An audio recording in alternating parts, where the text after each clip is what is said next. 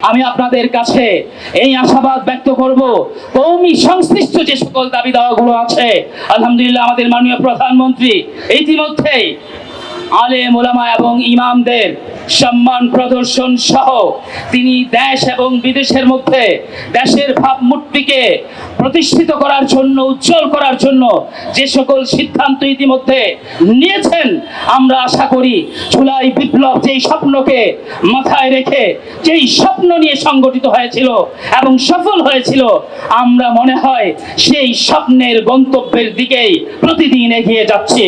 আর ছোট অনুরোধ জানাবো, যারা অপরাধ করেছিল 17 বছর, যারা আপনাদেরকে জেল জুলুম সহ আমাদেরকে সকল দেশবাসীকে ইনসাফকে নিঃশেষ করে দিয়ে জুলুমের নরক রাজ্য যারা বানিয়েছিল, সেই অপরাধীদেরকে ঝুলিয়ে দিতে আর কাল বিলম্ব করবেন না।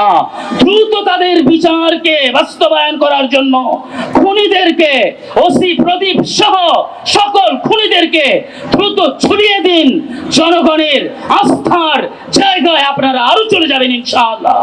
এবং পাশাপাশি আগামীর বাংলাদেশের মধ্যে ডেভিড ইমনদের মতো কোনো দুরাচার, কোনো রকমের বাজে মানসিকতা সম্পন্ন কোনো নেতা যেন আর দলের এবং দেশের ক্রেডিটকে নষ্ট না করতে পারে, সেদিকে আমাদেরকে মনোযোগী থাকতে হবে। আল্লাহ তাআলা আমাদেরকে জুলাই বিপ্লবের চেতনাকে এই দেশের মধ্যে প্রতিষ্ঠিত করার জন্য মাননীয় প্রধানমন্ত্রী তারেক রহমানের নেতৃত্বে জাতীয়ভাবে এবং আন্তর্জাতিকভাবে দেশের ভাবমূর্তিকে উজ্জ্বল করার জন্য আমাদেরকে ঐক্যবদ্ধভাবে সামনে এগিয়ে যাওয়ার তৌফিক দান করুন।